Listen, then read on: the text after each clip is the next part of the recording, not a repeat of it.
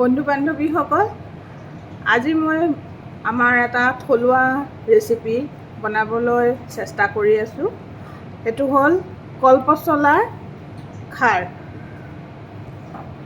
কলপচলা খাৰ বনাবৰ কাৰণে মই কলপচলাটো মিহি মিহিকৈ কুটি লৈছোঁ। কুটি লওঁতে কিন্তু মই এটা কথা আপোনালোকে সকলোৱে মন কৰিব, কলপচলাটো কুটি দিয়াৰ লগে লগে ক'লা হৈ যায়।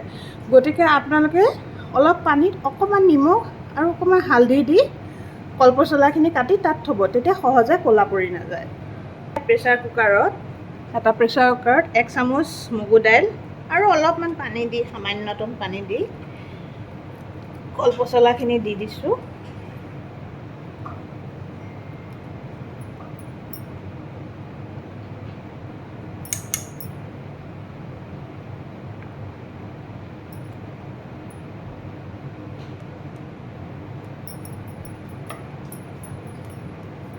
তাতে 2টা জলকীয়া ফালি মই দি দিছোঁ।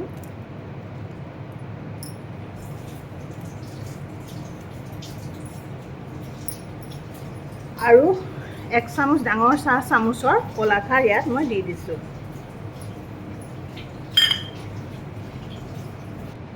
প্ৰেছাৰত 2টা চিটি মৰাৰ পাছত পচলাখিনি ঠিক এই ধৰণে হ'ব। এনেধৰণৰ হ'লে আমি প্ৰেছাৰৰ পৰা নমাই থওঁ।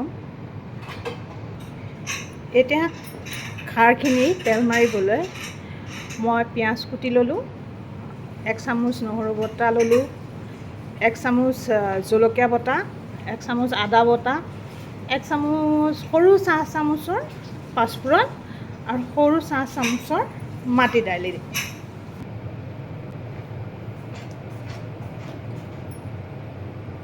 এতিয়া মই গেছটো জ্বলাই ল'ম। গেছটো জ্বলাই কেৰাহীটো গৰম কৰি তাত অলপ মিঠাতেল বাকি দিম। মিঠাতেলত প্ৰথমে মাটি দালিখিনি দিম, যিহেতু মাটি দালিখিনি ভাজিবলৈ অলপ বেছি সময় লাগে। তাৰপিছত মাটি দালিখিনি ৰঙচুৱা হোৱালৈকে ভাজি থাকিব লাগিব। ৰঙচুৱা হ'লে মাটি দালিৰ গোন্ধটো বৰ ধুনীয়া ওলায়, সেইকাৰণে মাটি দালিখিনি বেছি ধুনীয়াকৈ ভাজি ল'ব লাগে ৰঙচুৱা হোৱালৈকে।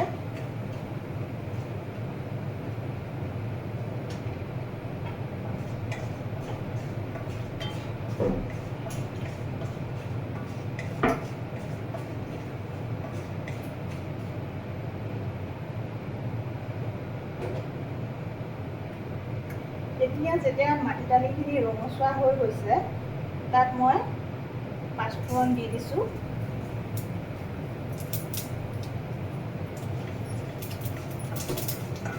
পাঁচফোৰণখিনি যেতিয়া ফুটিবলৈ আৰম্ভ কৰিব, তাত মই পিঁয়াজখিনি দি দিম আৰু ৰঙচুৱা হোৱালৈকে ভাজিম।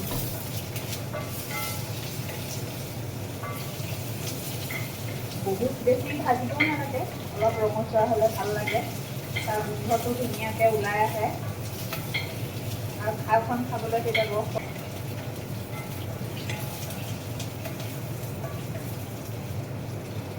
জুইটো অকণমান কমাই মধ্যমীয়া ৰাখিব।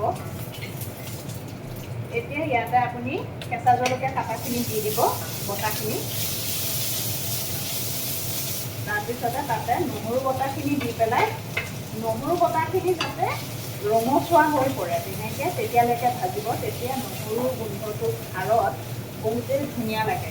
অৱশ্যে যোনে খাৰত নহৰু নাখায় তেওঁলোকে এইটো স্কিপ কৰিব পাৰে, কিন্তু মই খাই ভাল পাওঁ, সেইকাৰণে নহৰু দিওঁ। এয়া চাওকচোন, এতিয়া নহৰু পিঁয়াজ সকলোখিনি ৰঙচুৱা হৈ গৈছে, ধুনীয়াকৈ ভাজা হৈ গৈছে। এতিয়া মই ইয়াতে কলপচলাখিনি দি দিম।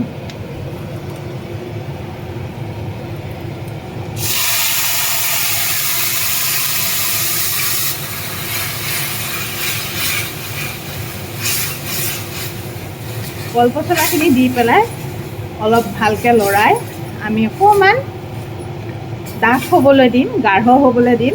আমাৰ অসমীয়া খাদ্য সম্ভাৰ যিমানেই চহকী চাওক, যি এজোপা কলগছৰ পৰা আমি সকলো ব্যৱহাৰ কৰোঁ।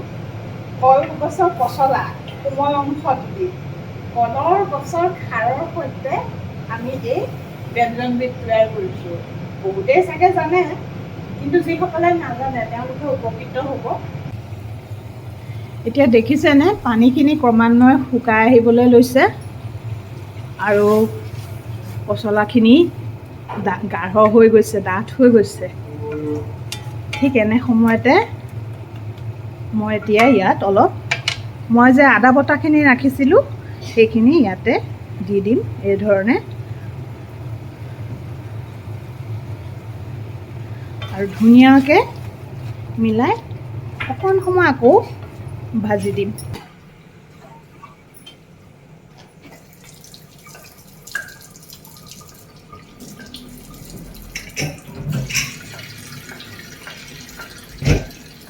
এতিয়া খাৰখিনি হৈ যোৱাৰ পাছত মই অলপ ওপৰত মিঠাতেল দি দিম আৰু কলপচলা খাৰ ৰেডি। আপোনালোকে এতিয়া খাই বনাই চাব। মোৰতো বহুতেই ভাল লাগে, আপোনালোকেও নিশ্চয় বনাই চাব আশা কৰিছোঁ। আৰু ৰেচিপিটো কেনে লাগিলে জনাব, আৰু অন্যান্য ৰেচিপি জানিব হ'লে মোক জনাব। ধন্যবাদ।